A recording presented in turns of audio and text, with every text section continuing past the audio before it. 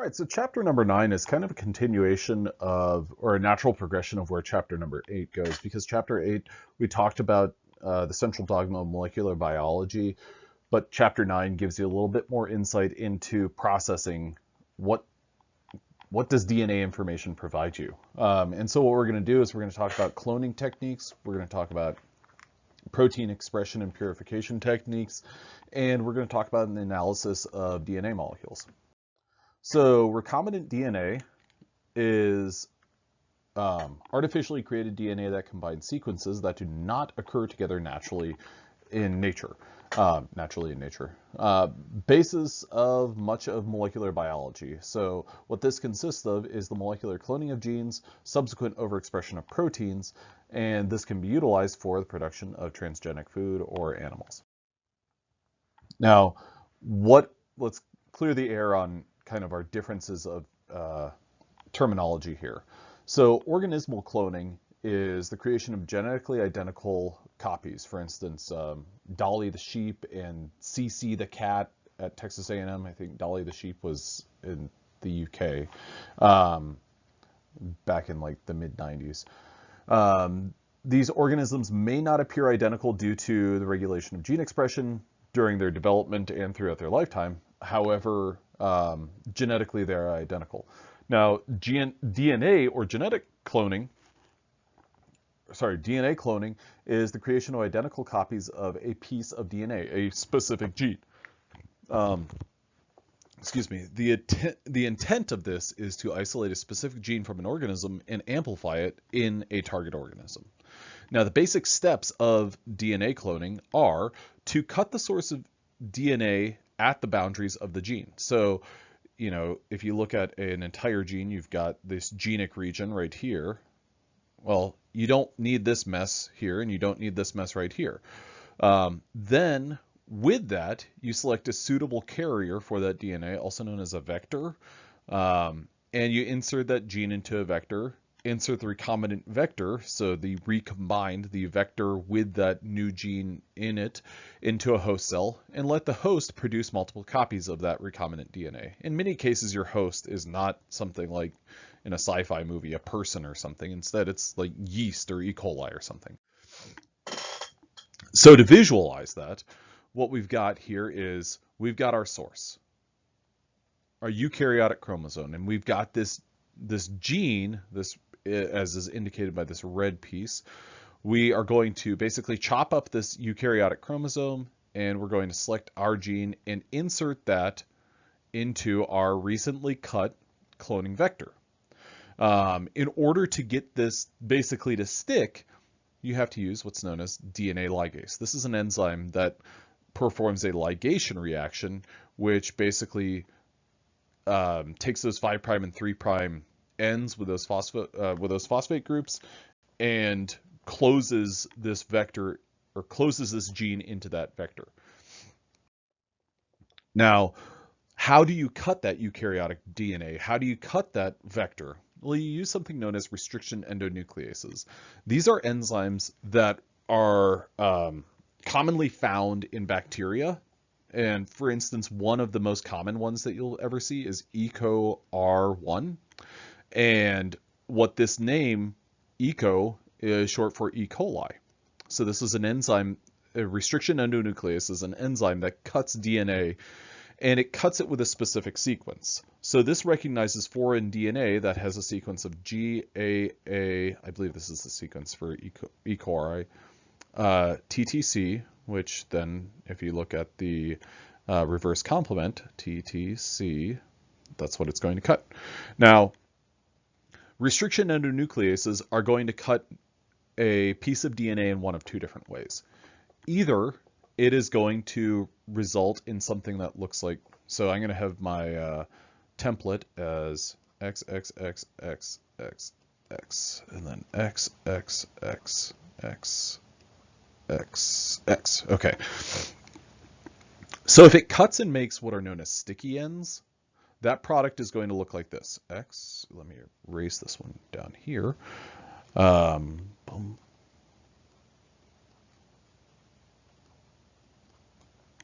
And then it's going to make another product that complements that. So I'll write plus x, x, x.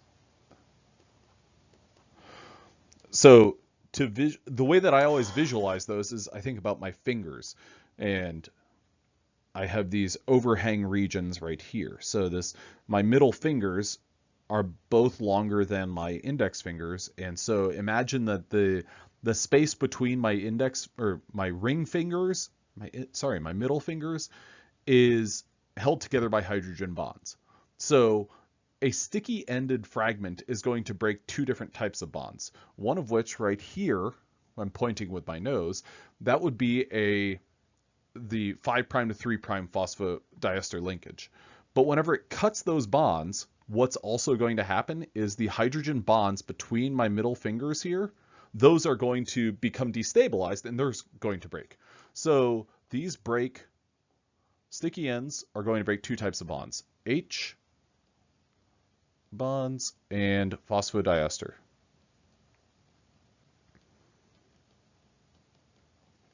Now, blunt ends, on the other hand, would be something like, let's see, I can't, no, where you have the same template, a template that looks like this, and it cuts straight down the middle. And the products that result look something like this.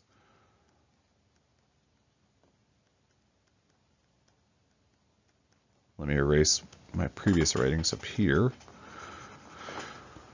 So what types of bonds are we going to be breaking there? We're not going to be breaking any hydrogen bonds because the bonds that exist between this and this and this and this are still intact between here and here, here and here.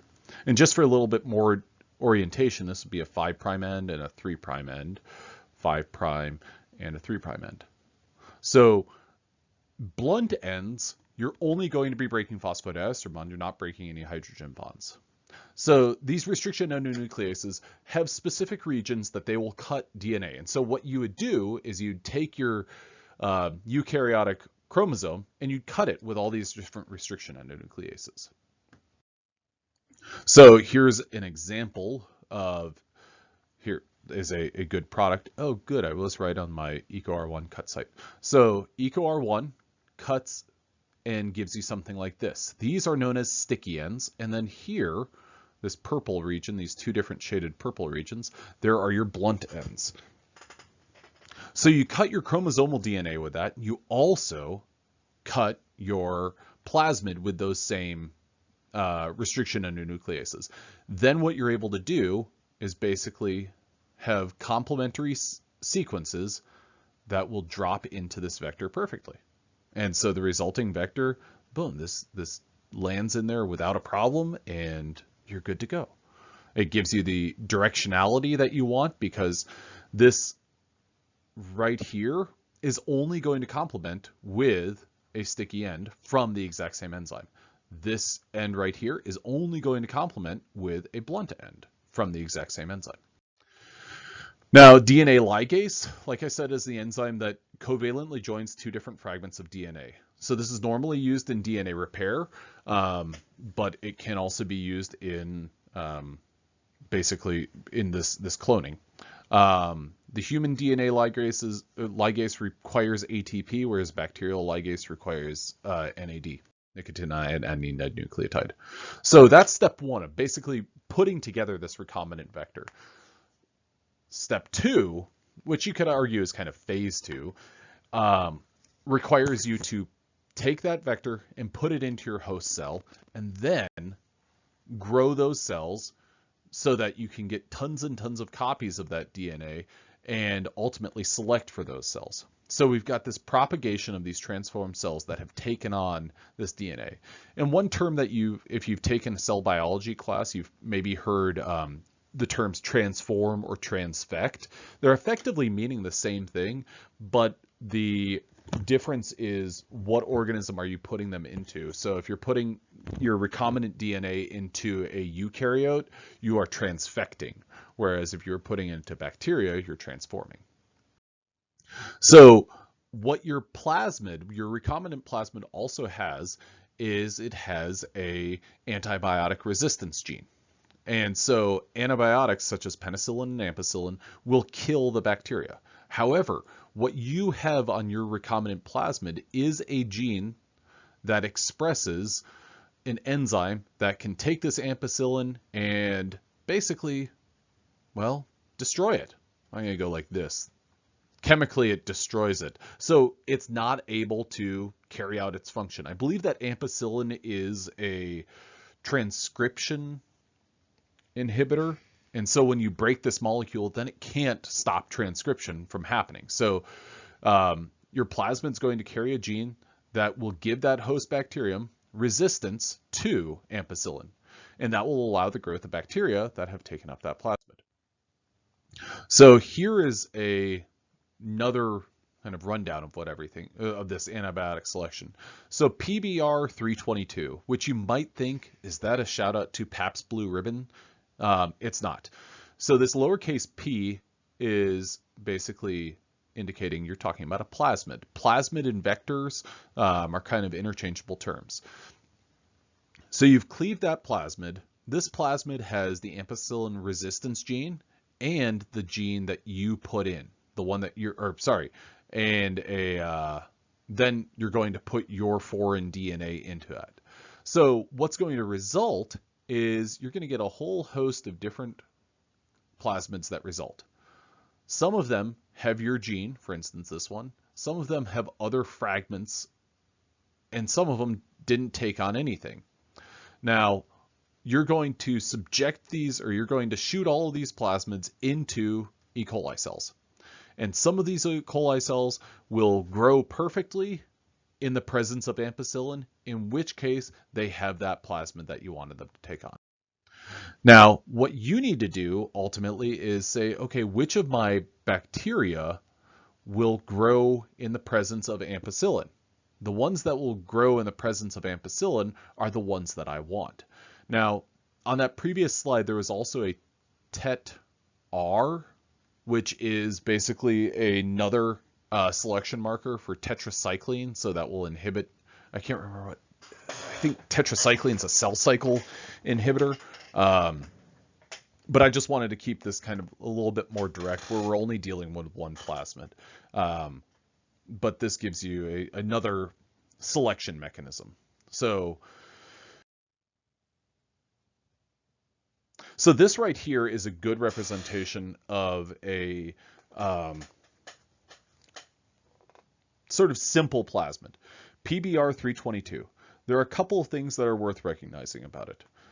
One, it's got this origin of replication. So this has the sequence that is going to recruit the necessary enzymes for replication of this plasmid. This also has ampicillin resistance and tetracycline resistance. That tetracycline resistance was used for selecting empty plasmids, which I didn't really go into, and I don't need you to really focus on that. I just need you to focus on this ampicillin resistance. So that ampicillin resistance gene is what is going to help your, it's going to help your protein, it's going to help the cells that you want that harbor this plasmid to actually survive and thrive.